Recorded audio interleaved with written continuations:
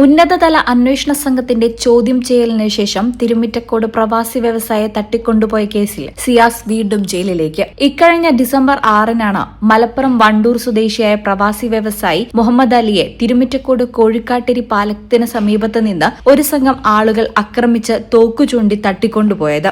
ആദ്യം കൊട്ടേഷൻ സംഘത്തിലെ ചിലരെ അറസ്റ്റ് ചെയ്ത പോലീസ് വിശദമായ അന്വേഷണത്തിനൊടുവിലാണ് മുഹമ്മദ് അലിയുടെ അടുത്ത ബന്ധുവിലേക്ക് എത്തിയത്. നേരത്തെ മുഹമ്മദ് അലിയുടെ വ്യവസായ സംരംഭങ്ങൾ നടത്തിയിരുന്ന ചെറിയച്ഛന്റെ മകൻ സിയാസാണ് തട്ടിക്കൊണ്ടുപോയി കോടികൾ കൈക്കലാക്കാൻ കൊട്ടേഷൻ നൽകിയതെന്ന് മനസ്സിലാക്കിയ പോലീസ് ഏറെ രഹസ്യമായി നീങ്ങിയാണ് ഇയാളെ അറസ്റ്റ് ചെയ്തത്. തുടർന്ന് 3 ദിവസത്തേക്ക് പ്രതിയെ കസ്റ്റഡിയിൽ വാങ്ങി. ഉന്നതതല അന്വേഷണ സംഘത്തിന്റെ ചോദ്യം ചെയ്യലിന് ശേഷമാണിപ്പോൾ വീണ്ടും കോടതിയിൽ ഹാജരാക്കി റിമാൻഡ് ചെയ്തത്. സിയാസ് ഉൾപ്പെടെ കേസിൽ നേരിട്ടും അല്ലാതെയും പങ്കാളികളായ 15 പേർ ഇതിനകം പിടിയിലായിട്ടുണ്ട്. സിയാസിനെ സംരംഭങ്ങളിൽ നിന്ന് മാറ്റിയതിന്റെ വൈരാഗ്യത്തിന് പുറമെ മോചനദ്രവ്യവും കൂടി ലക്ഷ്യമിട്ടായിരുന്നു തട്ടിക്കൊണ്ടുപോകലെന്നായിരുന്നു കണ്ടെത്തൽ. 70 കോടി രൂപ മോചനദ്രവ്യം ആവശ്യപ്പെട്ട ഘട്ടത്തിലാണ് കോതകുരിശ്ശിയിൽ തടവിൽ കഴിഞ്ഞിരുന്ന വീട്ടിൽ നിന്ന് കൊട്ടേഷൻ സംഘാംഗങ്ങൾ മദ്യപിച്ചുറങ്ങിയ സമയം മുഹമ്മദ് അലി രക്ഷപ്പെട്ടത്. ശരീരമാകെ പരിക്കേറ്റ മുഹമ്മദ് അലി ദിവസങ്ങളോളം വാണിയംകുളത്തെ സ്വകാര്യ ആശുപത്രിയിൽ ചികിത്സയിലായിരുന്നു.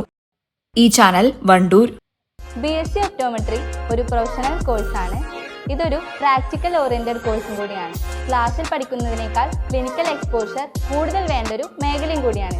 അൽസലാമ ഐ ഹോസ്പിറ്റലിൽ ആവശ്യത്തിലധികം ക്ലിനിക്കൽ എക്സ്പോഷർ നമുക്ക് ലഭിക്കുന്നുണ്ട്. അതുകൊണ്ട് തന്നെ വേഗത്തിൽ പഠിക്കാൻ പറ്റുന്നു, എല്ലാം മനസ്സിലാക്കാനും പറ്റുന്നു. We are very happy to be the part of Al Salama Optometry College.